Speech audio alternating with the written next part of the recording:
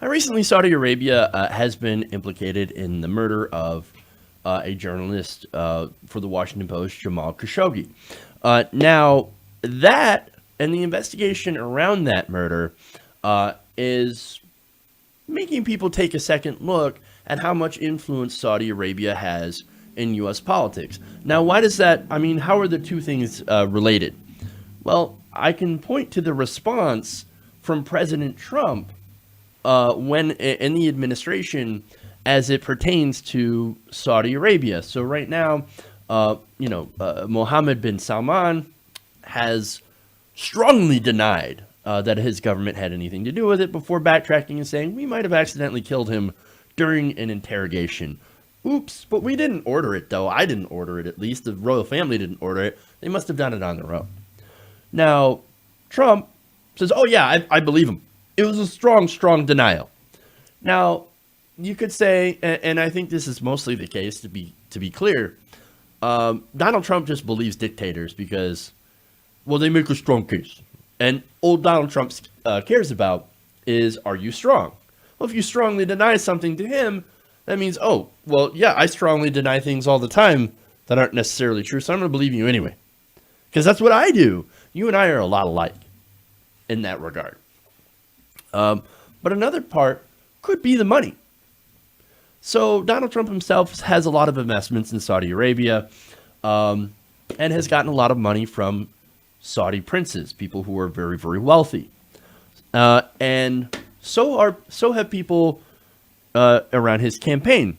Now, apparently, according to the Center for Responsive Politics, the Saudi kingdom has actually spent more than $19 million with Washington lobbying groups from the beginning of 2017 until now. So there is very much a lot of money coming from Saudi Arabia into these lobbying firms to basically make Saudi Arabia look good to our government. Now, topping that list is Sonoran Policy Group, a lobbying firm headed by Robert Strick. Now, Robert Strick is an Oregon winery owner and a West Coast advisor to the Trump campaign. Now, they were paid about $5.4 million by the Saudi government. So now, to be fair, this instance is not a payout from Mohammed bin Salman, right, to the Trump government. Now, Mohammed bin Salman is somebody that President Trump has been cozying up with. In fact, that's the image where he's got his hand on the orb, right? So he's been cozying up with that guy, but had previously received money from someone else in the Saudi government. Now, in May of 2017, the group signed a contract with Saudi Interior Ministry to be paid $450,000 a month to provide broad advisory services, including public relations and congressional executive branch brand management, according to a copy of the agreement filed with the U.S. government. So now look, American companies take on foreign lobbying clients. They do so all the time. And look, Paul Manafort, that's actually what he got in trouble for, is lobbying on behalf of a foreign government, but not actually telling the federal government. Now, this group did follow the rules. That's how we know they were lobbying on behalf of Saudi Arabia, or at least a particular Saudi prince, Arabia, the interior minister. This is Mohammed bin Nayef, right? And according to a report from the New York Times, he enjoyed deep ties to the American intelligence apparatus under President Barack Obama and had never needed the lobbyist before. However, that changed under Trump, and he needed some help, so he ended up hiring that firm, Sonoran Policy Group, to lobby on behalf of him to the Trump government. Now, this spring, Trump invited Nayef's chief rival, Mohammed bin Salman, to a formal White House lunch. That, of course, worried Nayef, and he said, okay, let's hire this lobbying firm because I want to get on Trump's good side. So then Sonoran apparently landed its first government account in the weeks after Trump's surprise presidential win, when founder Robert Strick ran into a New Zealand official in the U.S. who was bemoaning the fact that the prime minister didn't know how to contact Trump. A clutch of Trump-connected folks, including Stuart Jolly, the campaign's national field director, and Robin Townley, former aide to one-time Trump Nation Security Advisor Mike Flynn, quickly signed on. Since then, Sonoran's foreign clients have included the governments of Afghanistan, the Czech Republic, and the Democratic Republic of Congo. However, the Saudis were the biggest catch. Sonoran's July 2017 filing lists all contributions, money or income, from foreign sources for the last 6 months.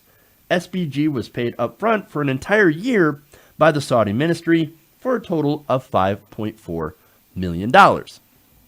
Now, Nayef, of course, is, he was passed over as crown prince, right? So now you have Mohammed bin Salman. So that money that went to this group, Sonoran, didn't actually get utilized. They still got paid, but they never did lobby to the Trump government on behalf of Saudi Arabia. So they just took the money and ran. That's awesome. That is both hilarious and insane. Now, an August amendment to the May filing noted that the only activity undertaken on behalf of the ministry was the initial planning phase of a summit to combat violent extremism that was potentially going to be held at George Washington University. That event was canceled thanks to regime change in Saudi Arabia, according to the filing. So that so-called regime change was basically when Mohammed bin Nayef was passed over for crown prince, and it became Mohammed bin Salman, who of course has a nice cozy relationship with Donald Trump.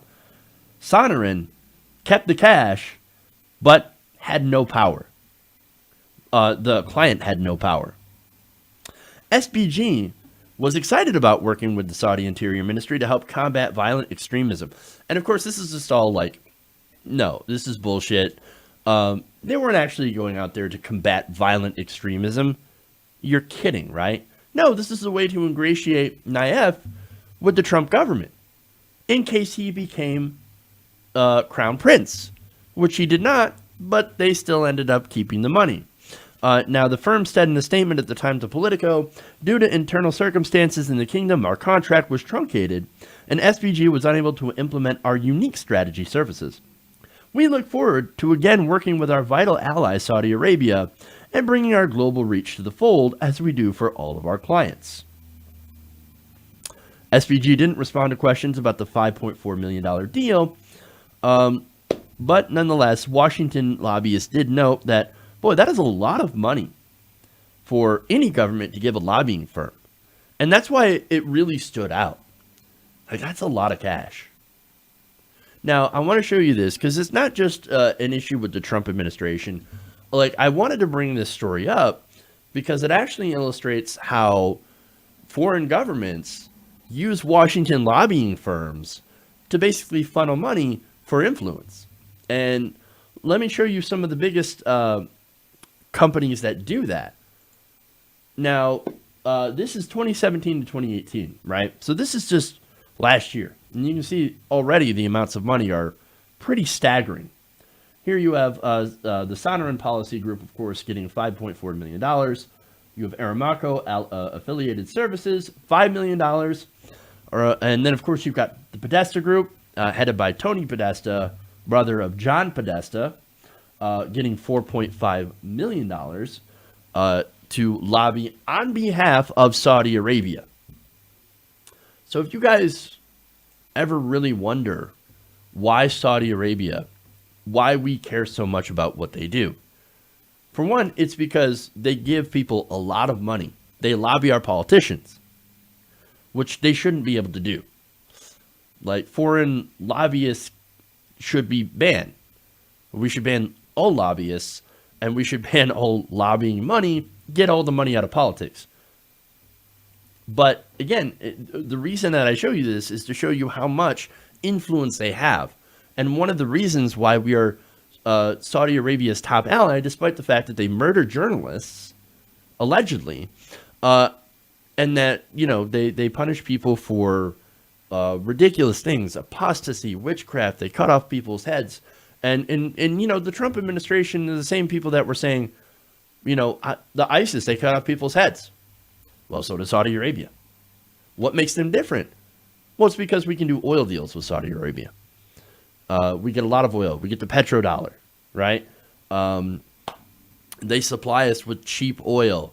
And it doesn't matter that they are bombing the crap out of Yemen and that millions of Yemenis are now, you know, at the risk of starvation or are actually starving right now. There are cholera outbreaks. There are, you know, disease and death running rampant. We're still their ally. And if you want to know why, oh, just follow the money. Hey, everybody. Thanks for watching this video. If you want to see more like this, please hit the subscribe button below. And if you want to support truly independent progressive media, please consider becoming a patron at patreon.com/TYTNation.